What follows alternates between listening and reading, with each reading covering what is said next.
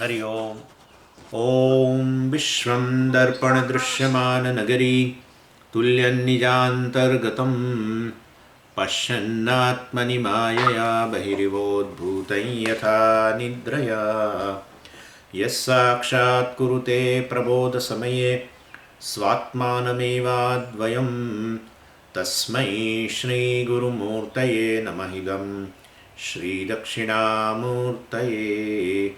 बीजस्यान्तरिवाङ्कुरो जगदिदं प्राङ्निर्विकल्पं पुनः मायाकल्पितदेशकालकलना वैचित्र्यचित्रीकृतं मायावीव विजृम्भयत्यपि महायोगी वयस्वेच्छया तस्मै श्रीगुरुमूर्तये नमः। इदं श्रीदक्षिणामूर्तये। तस्मै श्रीगुरुमूर्तये नमः। इदं श्रीदक्षिणामूर्तये। ॐ सहना भवतु सहनौ भुनक्तु सह वीर्यं करवावहै तेजस्विनावधीतमस्तु मा विद्विषावहै। ॐ शान्तिः शान्तिः शान्तिः। सदाशिवसमारम्भां शङ्कराचार्यमध्यमाम् अस्मदाचार्यपर्यन्तां वन्दे गुरुपरम्पराम्। ॐ। Verse number 8. यमात्मा परानन्दः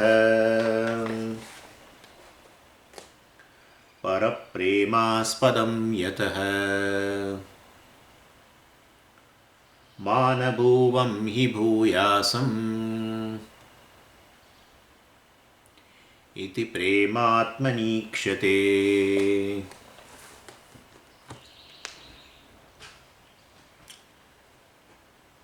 So there is a rule in Vedanta that a changing feature cannot be a intrinsic nature of a thing. So like heat in water is incidental. It is not the nature of the water. Heat is not the nature of the water. Heat is the nature of fire basically. So it is what is incidental. It comes and goes, lives behind the thing. So water can exist without heat.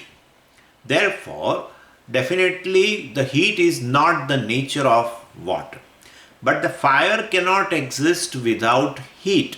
And therefore, heat is the intrinsic nature of the fire. So this is what we have to understand. So yaha dharmaha agamapayi bhavati saha agantuka dharmaha. So that dharma which is agamapayi, which comes and goes, the attribute which comes and goes is not intrinsic nature of a thing. Intrinsic attribute or nature, it's a one and the same thing. So I is basically Satchit because that does not go. Every other thing goes. I am the body, that Manushyatvam, the bodiness, let us say, that kind of an attribute. It is not an intrinsic to the I. Basically, 1 minute. It's not intrinsic to I. And therefore, only we have determined this from the three states of experience that I am Satchit. Basically, I am consciousness and existence. That's my nature. That's an intrinsic nature of me. Now Vidyaranya wants to establish that this Jivatma is basically that which is Satchit is Ananda Swarupaha, is also of the nature of Ananda. And for that he has to prove logically. And therefore he is taking help of inference. Logic means inference. And therefore inference is presented in the 8th verse. And 8th verse says that Atma Paranandaha. Atma is of the nature of extreme joy. Atma is of the nature of joy or Ananda, happiness. And of course, Parananda means Atma is of the nature of exalted happiness, etc. But let's say Atma is of the nature of happiness. And why? Because parapremaspadatvat, paramapremaspadatvat. Because basically, it is an object of love. Atma is an object of love. Paramapremaspadatvam means Atma is universally an object of love. Atma is an unconditional object of love, etc., etc. And therefore, Atma is a source of happiness. Atma is of the nature of happiness. So Atma, that is Jivatma's Swarupa, is not only Satchit, it is Ananda also. And therefore, that is how he is proving here through logic, Atma is Satchidananda, etc. Atma means basically the Jivatma's Swarupa is Satchidananda. Then he will bring Ishvara also later. Anyway, and for this Anumanam to understand, we have done one thing. We have started understanding what is Anumana Vakyam. And so Anumana Vakyam is, I have told you. So here Atma and then Paranandaha and Parama Premaspadatva. Three things are there in Anumana Vakyam, in inference. Well, when you put into inference, there are three things basically Vedantin employs. Atma is a paksha, is a topic of discussion. And Paranandaha is a sadhyam. Sadhyam is a conclusion to be arrived at regarding Atma. And Hetu, the clue, on what basis do you say Atma is Paranandaha? So then we give a Hetu, we give a reason. So basically whenever logic is there, you have to give reason. That is what it is. So reasoning. So the reason is, it is an object of love. And therefore anything which is an object of love is a source of joy. That's how it is. And therefore this is Anumana Vakyam. And so then we also yesterday saw three things. Right? In Anumana Vakyam we saw three things. We took an example of a mountain. Right? Which when we want to prove there is a fire on the mountain. What is the reason? Because there is a smoke. And therefore, because it has a smoke, mountain has a fire. So there also we can write the three things. So Parvataha Vanniman Dhumavatvat. Parvataha is a paksha. Paksha means a point of discussion where we want to prove something. And Vanniman, it possesses fire. Mountain possesses fire. So that is Sadhyam. Vanniman is a Sadhyam. Sadhyam means a conclusion to be arrived at. And for that you have to give reason. That's called Hetu. And that Hetu is, or a clue you can say, the reason, etc. And that is, it has a smoke. So what? Since it has a smoke, it has a fire? Yeah. So we say, Yatra yatra dhumaha tatra tatra vannihi. There is a vyapti. There is a coexistence of a smoke and the fire. And from that vyapti, from how do you get the vyapti? Where do you see the coexistence of both the things? Several examples are there. Kitchen is there. Cigarette smoker is there. Several examples are there where we see the coexistence of smoke and fire. Smoke and fire. In Yagashala we see that. In olden kitchen we see that. In smoke chain, the person who is smoking, there we see.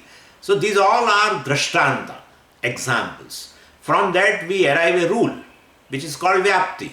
And then Vyapti is called coexistence, invariable concomitance, invariable coexistence. Yatra yatra dhumaha tatra tatra vannihi, which we arrived from the Drishtanta. And Drishtanta is, how do you get the Drishtanta? From perception. You perceive. You perceive in kitchen, you perceive in Yagashala, etc. And from there you get a Drishtanta. From several Drishtanta you get a Vyapti. Yatra yatra dhumaha tatra tatra vannihi. From that you make a Anumana Vakyam. That Parvataha Vanniman. Parvata is a place, Paksha, where we want to prove something. And therefore Parvataha Vanniman and Dhumavatvat, etc. is we have put it as a Hetu.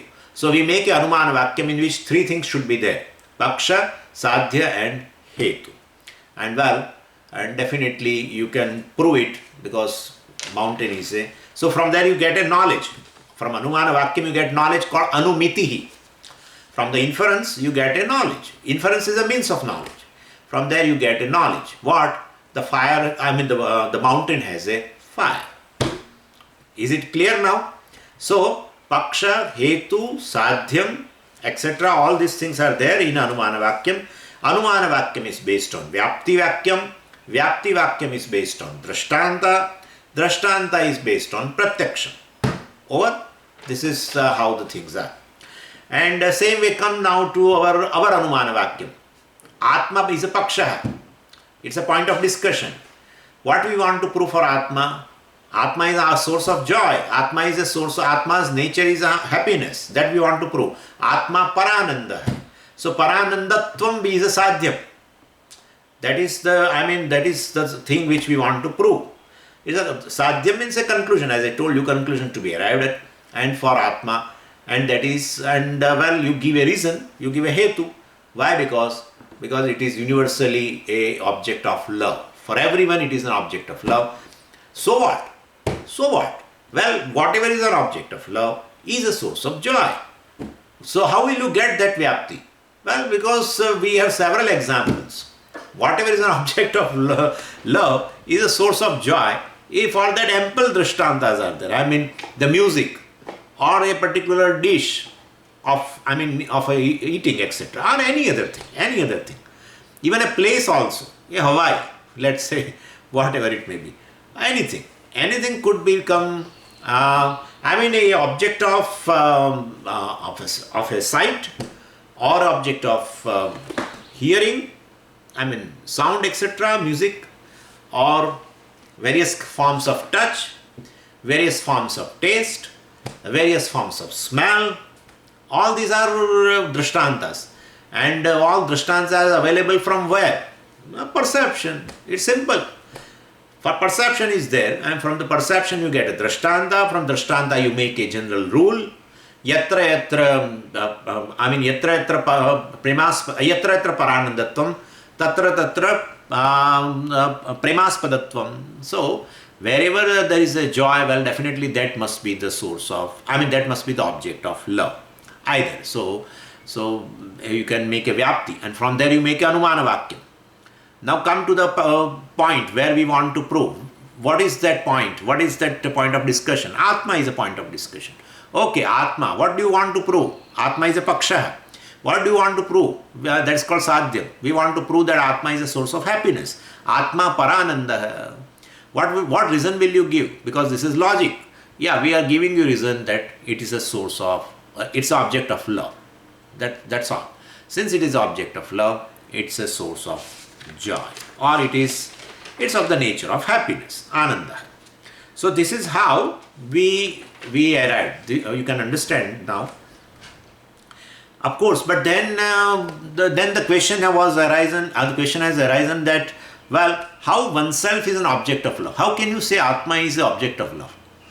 You are proving that Atma is the object of love and therefore it is a source of joy. But we are asking you a question, how can you say oneself is an object of love? Oneself is an object of hatred, I am saying. No, that is not there. So for that, Vidyaranya gives a reason in the second line. Mana bhuvam, he means yasmat, because mana bhuvam and aham bhuyasam, two things he tells. Iti prema atmani ikshate. Since we see the love, atmani, with regards to Atma, this is Vishaya Saptami, it is not location. So, with regards to Atma, we see this kind of a love. Ikshate is experienced by everyone. What is that thing by which you say that there is a love? Well, mana abhuvam. So, basically, I don't want to, mana bhuvam, let my existence not come to an end. Just a minute. Let my existence not come to an end, and aham bhuyasam, let me live long, etc., etc. And well, definitely, this love for existence proves that, well, definitely you have a love for yourself. You are not interested in existence of any other thing. You are only interested in existence of yourself. And therefore, everyone loves oneself because everyone takes care of oneself very well. And that self-care we are seeing in the activity of the person, in taking food, in taking shelter, clothing, medicine, etc., in exercise, etc. All this. So he wants to live a day long. So even though it is, that's how Pujya Swamiji used to tell, today is cash, tomorrow is a credit.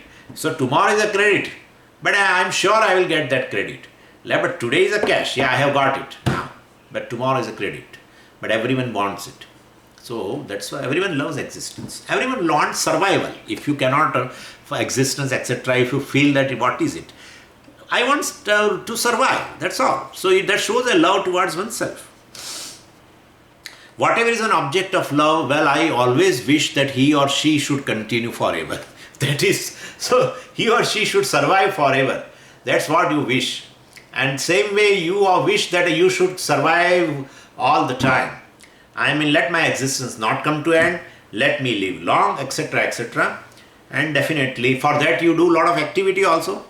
Well, the activity basically in the form of a self-centered activity, which taking care of oneself, and therefore, well, the love is expressed in the form of care, and care is expressed in the form of care-centered activity, and therefore, definitely, there is a love for oneself. And if there is a love for oneself, if Atma is an object of love, then Atma is a source of Ananda.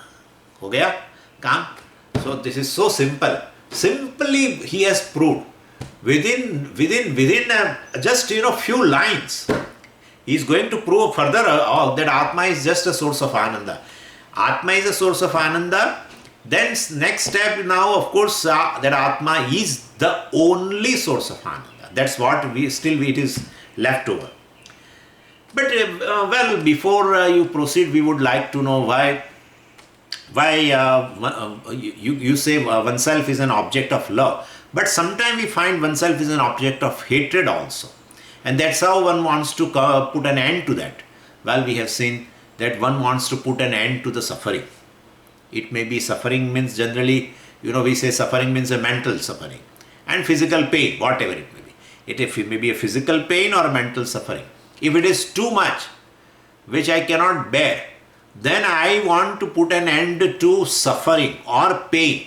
Not I want to put an end to myself, because I cannot bear that suffering.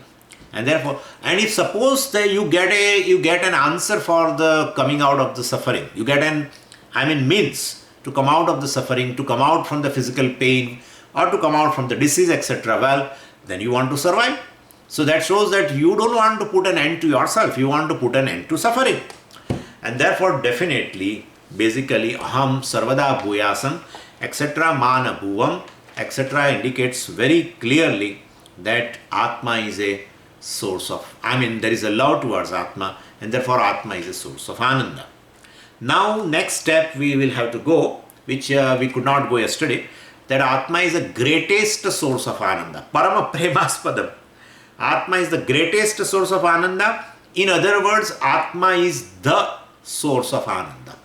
And therefore, with that we will prove, and then definitely we will prove it that Atma, the Jivatma basically is of the nature of Satchit Ananda. Anyway, so now here we'll start with the question that Atma is a source of Ananda, because you said Atma is a object of love. But I love many things, not only Atma. I love many things. I love exercise. I love Pancadasi class. Supposedly, I love Pancadasi class. And so I love many things. And so they all must be the source of Ananda.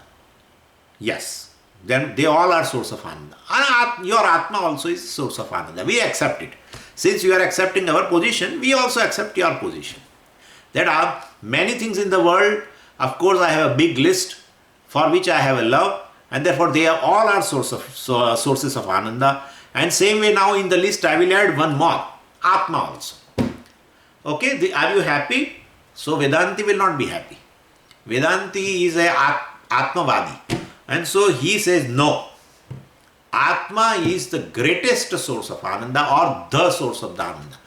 Where other sources of Ananda, etc., well, they are not sources of Ananda, you don't have a love also for them, etc., etc. So he has to prove one thing, where if you say in the list you have so and so is you towards that object you have a love, and therefore that source of that is the source of Ananda. If you say, he has to prove that you really don't love, honestly you really don't love any other thing, and basically you love something else, and definitely that object will not be the source of Ananda. That's what we want to do now. Now we'll start with this. What is the quality of love that I show towards others, and what is the quality of love that I show towards myself? We will want to analyze this. What is the quality of love that what is the quality of love that I show towards others, and what is the quality of love that I show towards myself? I mean, the self-love is of which quality, and other love towards the object is of which quality? So, well, is there a difference between this, or it is the same? So, basically we see that there is a qualitative difference in love between a love towards objects and the self-love. There is a qualitative difference. The quality of love towards the self is of a one kind, and quality of love towards objects is of a different kind. And there is a significant difference, of course, between them. So a love directed towards any other thing, other than me, well, it is based on certain conditions. Please note it. It is based on certain conditions. So I have a certain norms and conditions based on which I definitely direct my love towards an object. And if one or many conditions are not fulfilled, well, my love towards the object just vanishes. See, the person is giving you a 3-inch smile, a cheese smile, then you love the person. If that person, gives a smile, every day 3 inches smile, then today 2 inches smile, tomorrow it will be 1 inch smile, you don't like it now. You start here, and if he shows only 1 inch smile every day, just while you are coming from the temple, and he is going towards the temple, and he met you on the way, and he did not tell even Hari Om also, no problem, but he smiled, but little bit, just little. Every day he was giving a very cheese smile, but today only this much. That's a condition for your love towards that person. If he continues with a 3-inch smile, I love. If it is less now, or if he doesn't smile, that's it. That's it. Your love vanishes. So love towards a person, love towards object is a conditional love. Please understand this. Conditional love, based on condition. You don't love anybody without condition. You don't love any object, any person also, without condition. There is a condition. There may be one condition, 2 conditions, there may be many conditions. And once those conditions are not fulfilled, love turns into allowed. I love the person, now I allow the person. That is how it is. And that's how so many love, marriages just fail. Just fail. Within no time they fail. Because it was a conditional love. And so, the other person has not fulfilled the condition. Definitely, your love diminishes. And so, this is how it is. It is all based on a condition. So, and sometimes it happens that, and if other person cannot fulfill the condition, sometimes you reject the person physically. You don't meet the person for days together. If you can't do that, because if you are married, what will you do? You mentally reject. Sometimes you cannot reject physically, then you reject mentally. From your heart, the person has gone. His value has gone. Your love towards that person has gone. Anyway, including love towards God also is conditional. Understand very well. Love towards God also is a conditional love. So far, so good. Yeah, if he fulfills my wishes, my love continues. If he goes against my wishes and gives me a situation which I can't bear, unfavorable, well, towards love also, people give up the going to the temples, people give up pujas, etc. Everything. They even don't take the name of God. If some situation happens in their life, they just don't take. Swamiji, one person told me, Swamiji, I have lost the faith in the God. Why? Because he has not fulfilled what I wanted. He has not given me what I wanted. So that's a conditional love. So please understand that love towards object, or so it's a less the qualities of, the quality is not good of that love basically. Anyway, so this is how we say that. So basically, this is that love which, the conditional love in Sanskritam, it is called sopadhika prema. Upadhi means condition. Sopadhika means upadhina saha vartate iti sopadhika. Which is there along with the condition is called sopadhika. And prema means love. So it's a conditional love. It can go away anytime. Very fragile. Very, very fragile.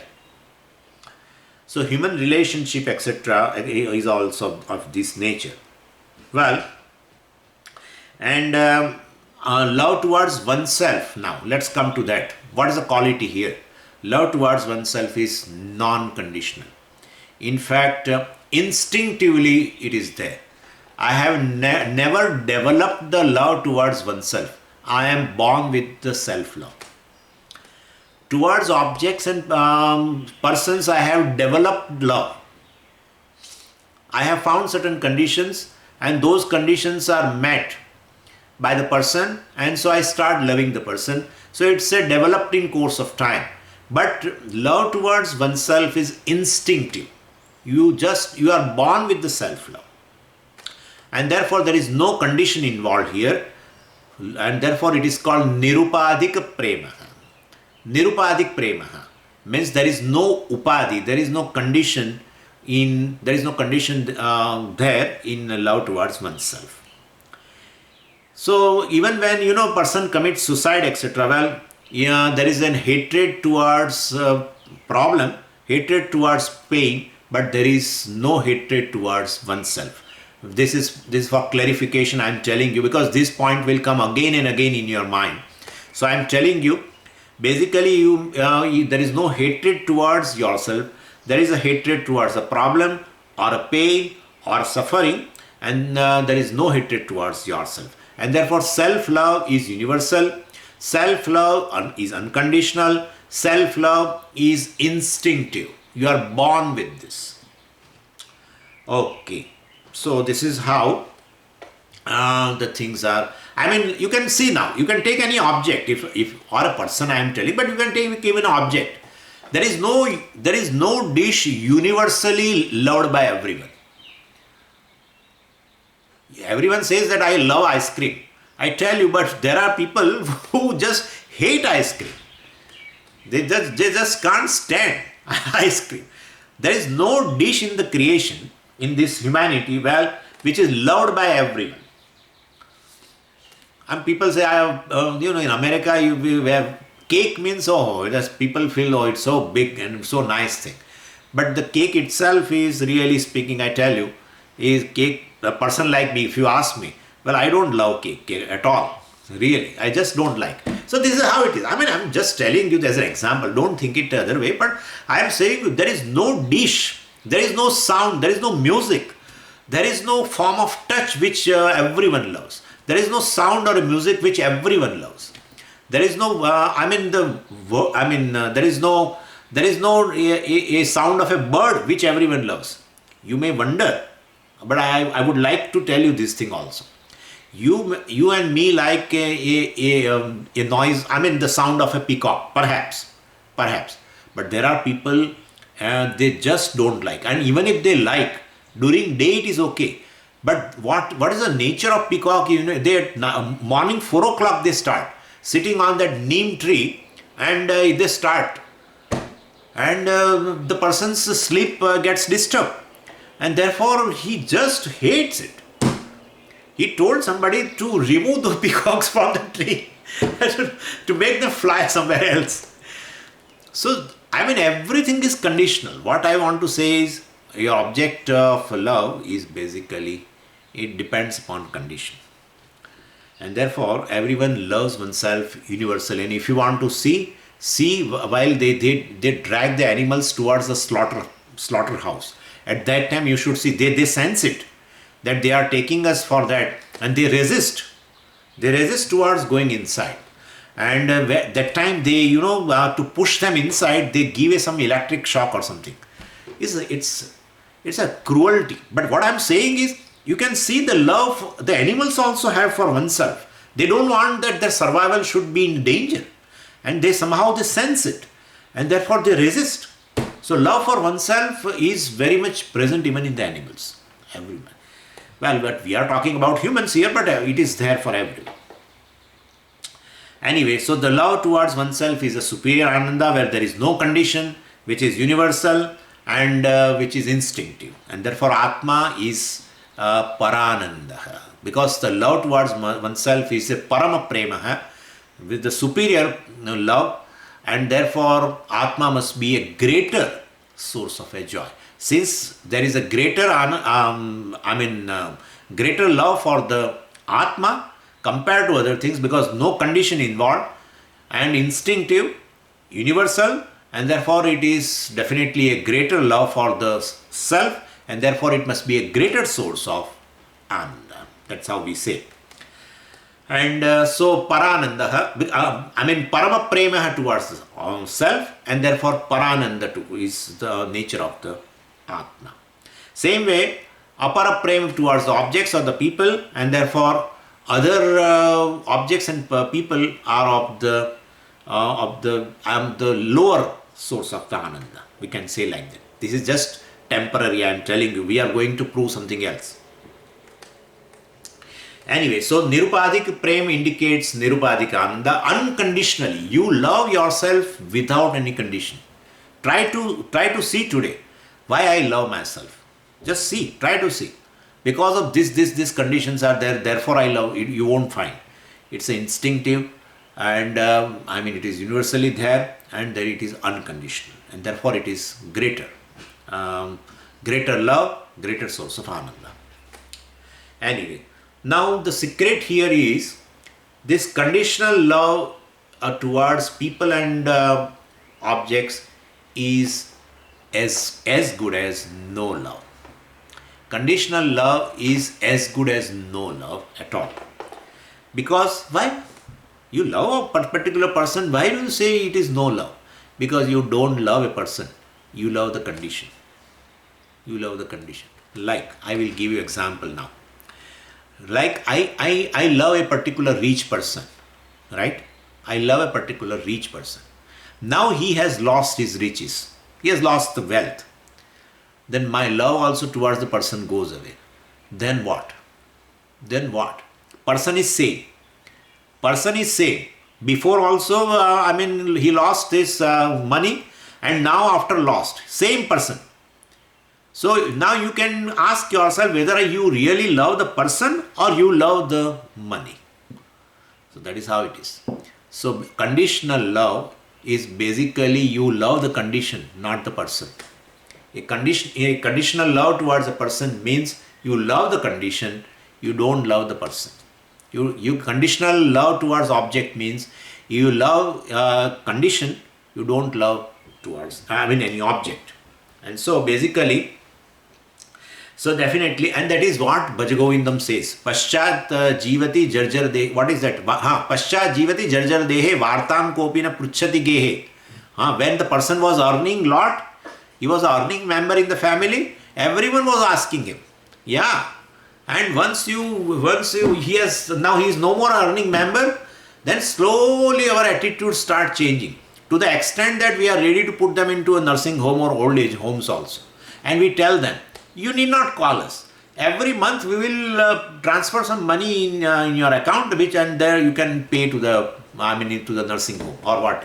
So definitely no one loves a person, and that is the people. I mean, what happens in a family, especially the retired people, loses respect and love immediately.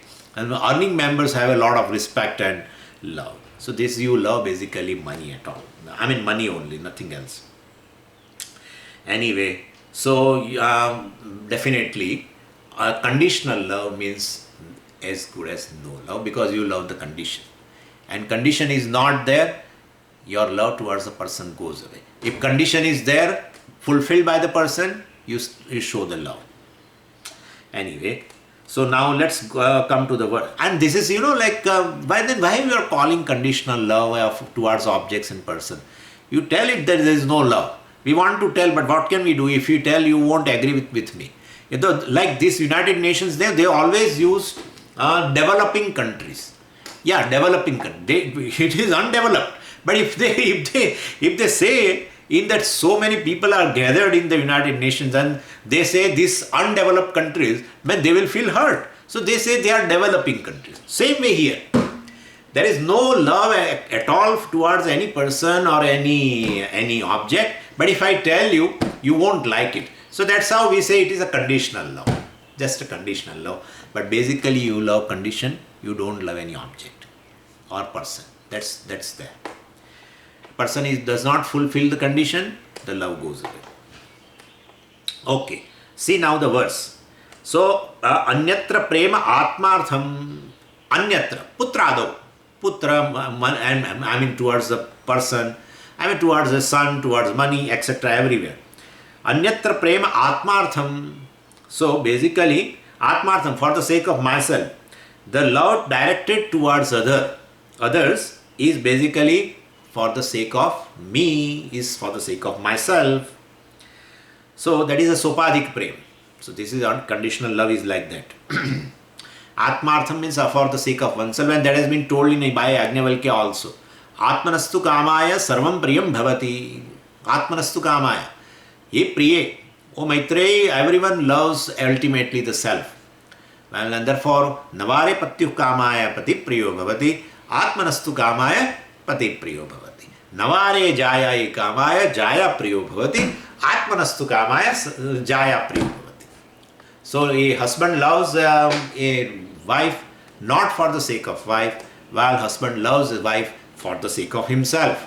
And therefore, anyatra prema atmartham. Nicely he says. He doesn't quote here. He has decided not to quote and prove that Atma is Satchidananda. That's what he has. That is what the role of Pancadasi. Otherwise, what is the difference between Pancadasi and Kenopanishad? There should be some difference. And that is the difference.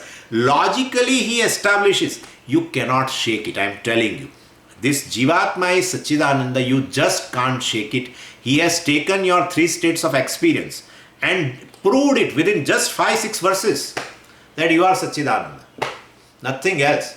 Now, what I am describing right now, how can you negate it? How can you negate it? A source of, an object of love is a source of joy, is an experience of everyone. And the love for the self is unconditional. How will you negate it? How will you negate it? Everyone is born with this. And love towards object is basically a love towards not object, love towards the condition, which object fulfills. And therefore, really, no one loves object, everyone loves condition. You cannot challenge. No one can challenge this. This is how it is. This is how Vidyaranya is. Within one verse, 2 or 3 verses, he has proved Atma is Satchidananda. It's an amazing thing. More I see, I really feel he was a genius. Very, very genius. So, Anyatra Prem means this Sopadik Prem is basically inferior love, and that is Atmartham, is for the sake of oneself. And Atmani na Anyartham, but the love towards oneself is na Anyartham. It is not for the sake of others. It's not for the benefit of others. So, the love towards this Anatma is equal, which is Sopadik Prema, which is basically conditional love, and that is as good as no love. So, like what I am describing right now, if you understand, then you will develop a love towards Pancadasi. If you don't understand, that's a condition. That's a condition. Please understand now. Now I have come to the point. If you understand, you have a condition. You are not doing finger like this, but you have decided. If I understand this for few classes, then I will attend Panchadashi class. Okay, sir. Okay. That's a condition. Love for Panchadashi is not for Panchadashi, for myself. If I understand, well. So I love the condition of understanding. I don't love Panchadashi. I love the condition of understanding. Clear now? So this is how it is. And so even love towards Shastra also, love towards teacher, everyone is a conditional love. I really love myself. Everything I love in the creation is for myself.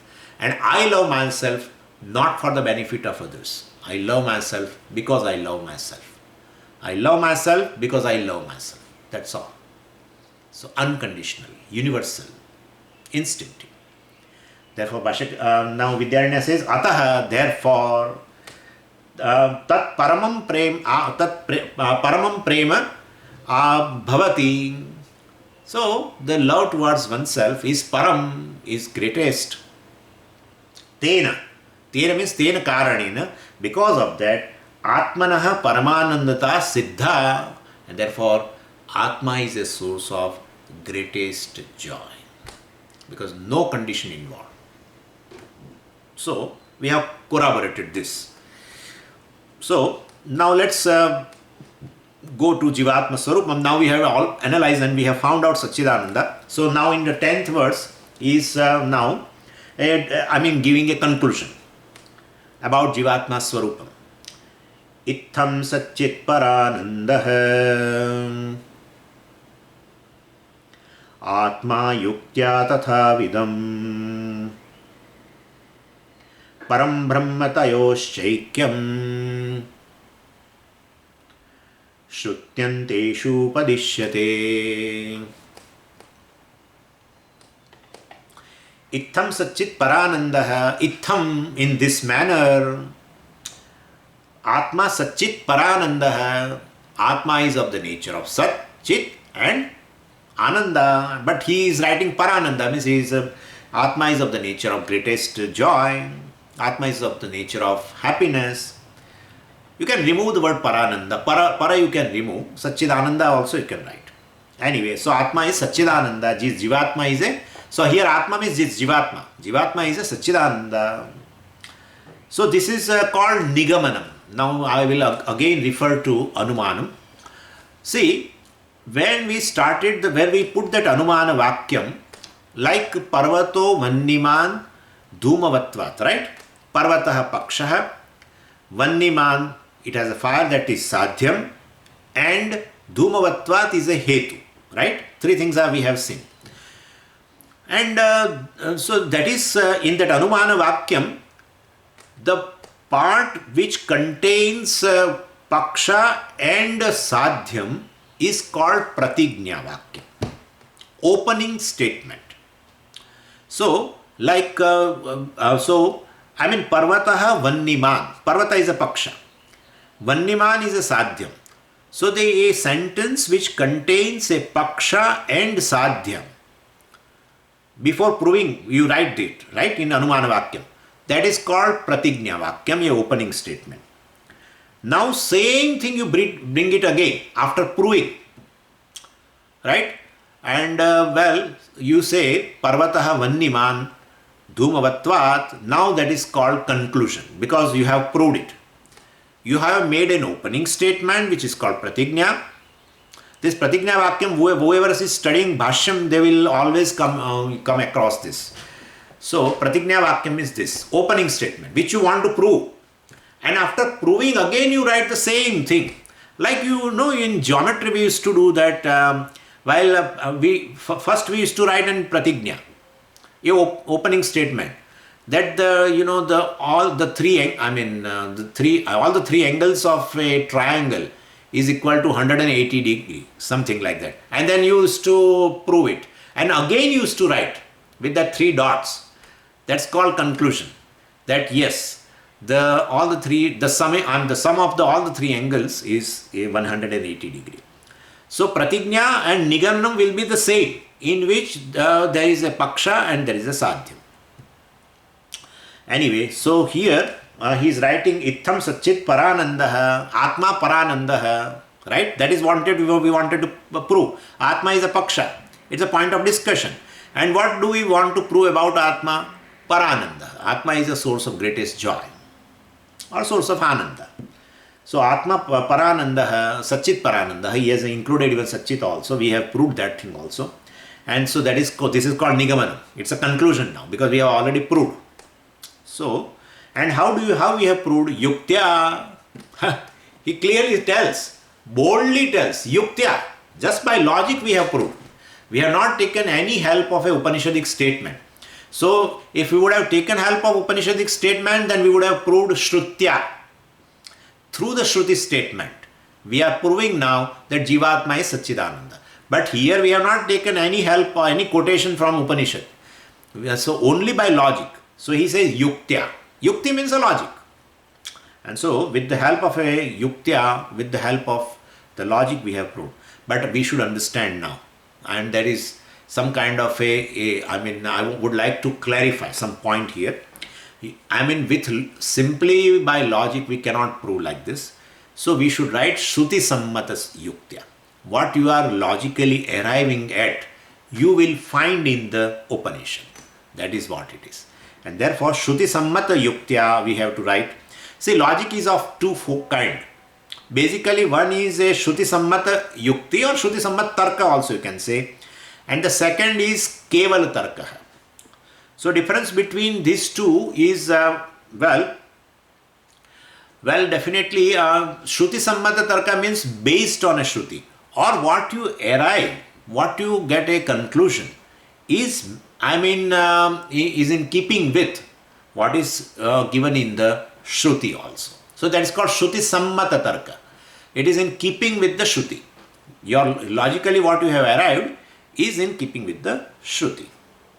So Shruti Sammata Tarka, I will give you example, don't worry. And the second thing is Shushka Tarka or Kevala Tarka, Kevali Yukti. Well, that is independently, and that is what is happening.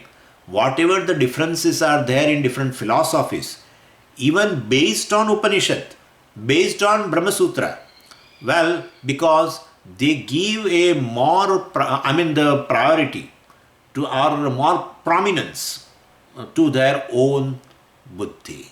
And that is how, so through the buddhi, through the logic, they arrive at the Swarup of Atma, which sometimes is not, it is not in keeping with the Shruti, but they keep it. They say, let the Shruti says whatever it is, but it is not meeting with our logic, and therefore we will not accept Shruti's statement. We say you have to arrive at, arrive logically the Swarupa of Atma, but which should be in keeping with the Shruti. Shruti says that Atma is Parananda, and so you apply logic in such a way that you arrive at the same conclusion. So we are the Vedantins give importance to logic, but not as prominent as Shruti. Shruti is for us is the Moola Pramana. So we gave most important place in our this one conclusion is Shruti. And to understand Shruti Vakyam, we definitely apply logic. So Shastra Sammat Anumanam we do, and they do Keval Anumanam. They definitely after doing Anumanam, if it contradicts the Shruti, they give up the Shruti Vakyam. That is what these Nayayikas and Vaisheshikas and Sankhyas, all these are, Bhashyakara calls them Tarkikas, because basically what they have arrived at is not in keeping with Shruti Vakyam or the Shruti statement. So they are giving a prominent, the importance to their own tarka, to their own buddhi, and therefore we call them Tarkikas. And that is how they have a different conclusion than us. So they say Atma is basically, Atmas are many, and there is nothing, somebody says there is no Ishvara, etc., etc. And Atma is all limited, etc. And Maya is something different, etc. So many conclusions are there. So all these conclusions definitely they differ from us, because definitely they give more importance to the logic. We give importance to the logic in order to understand the Shruti Vakya, not more than that. Therefore, Shruti Sammata Tarka is one type of Tarka and other is a Keval Tarka. And I will give you now an example. Does the space has parts or not? We want to arrive at it. I mean, this is a point of discussion. Space is a point of discussion, let's say. And for the space, we want to arrive at whether space has a parts or not. Now, what to do? You will have to apply logic, right? So, but based on Shruti, we will do. Shruti says, Tasmadva etasmad atmanaha akasha sambhutaha. Tasmadva etasmad. Basically, Atma, I mean the space is born of the Atma. Space is created. And what we have a conclusion in our, we know this from several illustrations that whatever has, whatever is created has parts. Whatever is created has parts. And the other people say, Nayayika says that basically space is not created because we don't see any parts in the space and therefore space is not created. So they believe only in 4 elements. That is Vayu, Agni, Jalam and Prithvi. They say this space is Nityam. Niravayavam, Nityam. It is not created. It is eternal. It is there. Because we don't see parts in the space. No parts. And therefore it is not created. Whatever is created has its parts. And therefore we don't see parts in the space. And therefore it is not created. It is Nityam. But we say, but space is created. It has been told in Shruti. Let the Shruti says. So what? We will not accept. Could you follow now? So this is how it is. And we say, well, we accept Shruti. And therefore, if we don't see parts, it doesn't mean it has no parts. It must have a parts. And basically, of course, space is relative, etc. So we try to explain in our own way.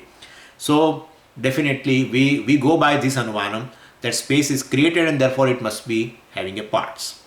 So akashaha karyam. Akashaha savayavam karyatvat gatavat. This is how we say. Akashaha karyam. Akasha is created because it has a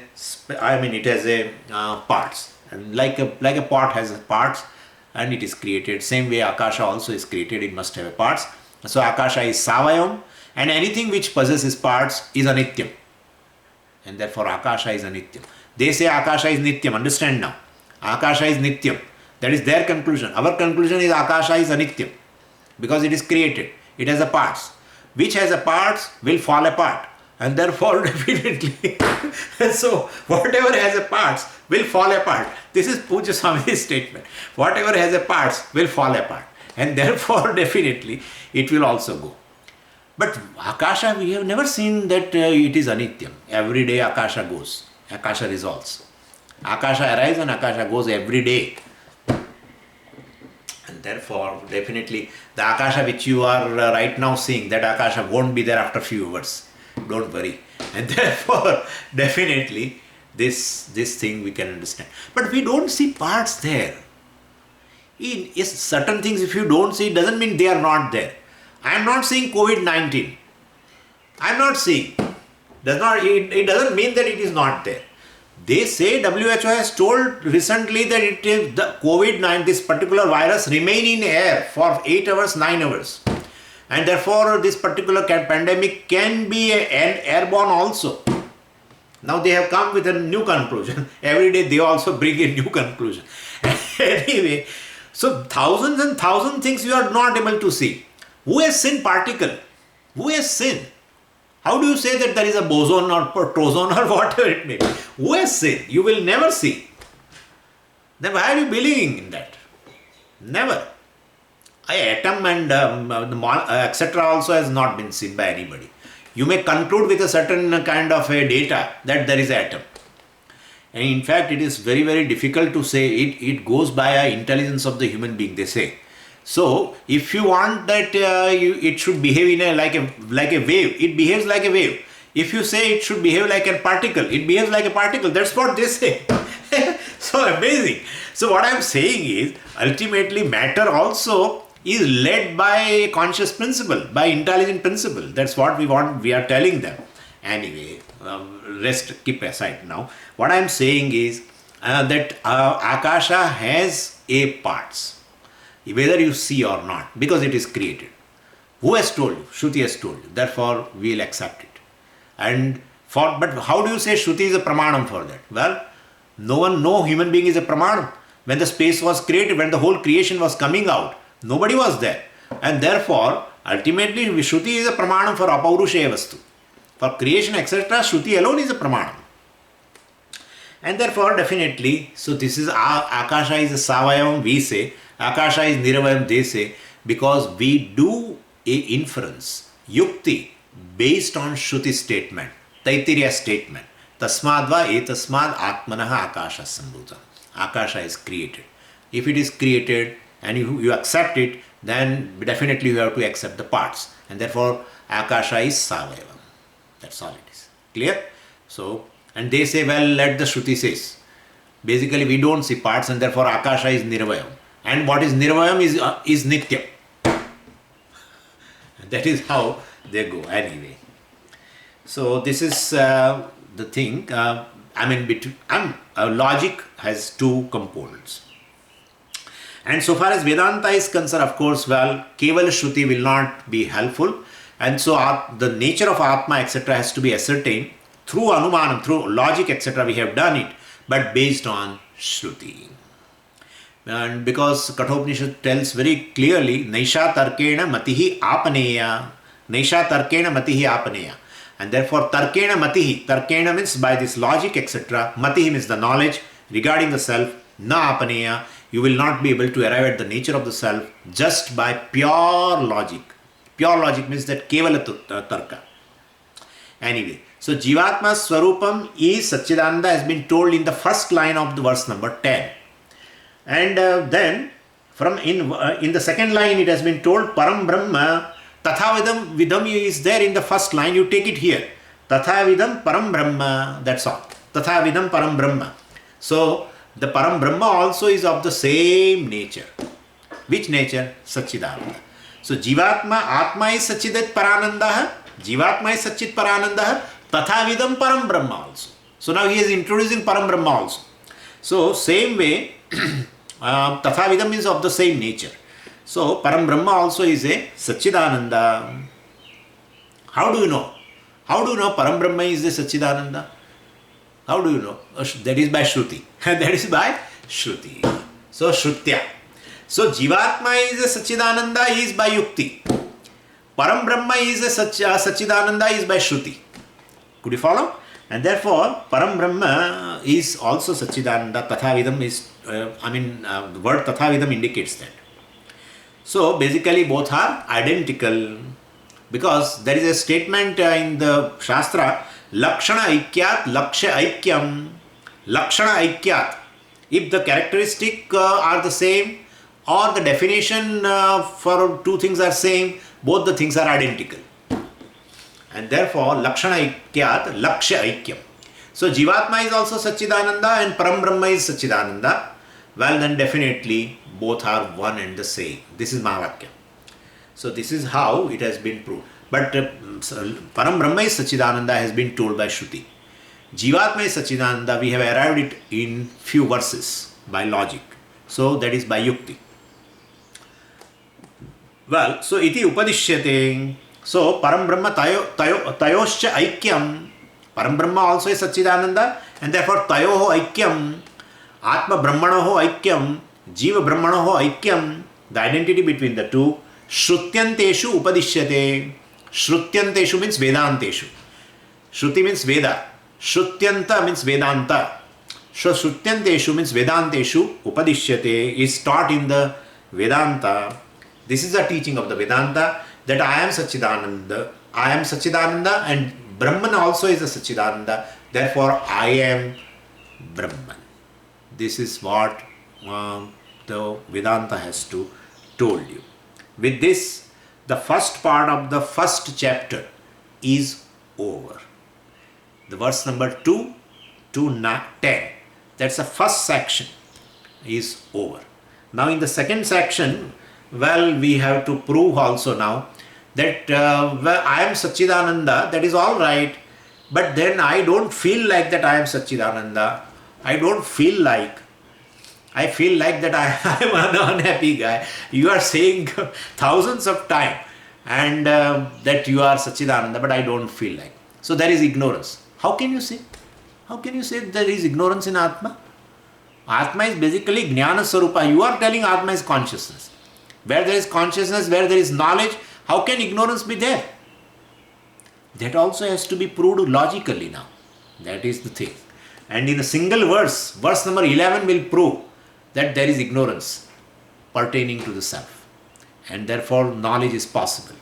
And therefore, well, through the knowledge, you can get the IQ. That we'll see tomorrow. Om Purnamadav Purnamidam Purnat Purnamudachyate Purnasya Purnamadaya Purnameva Vashishyate. Om Shanti Shanti Shanti. Harihi Om Shri Gurubhyo Namaha. Harihi Om.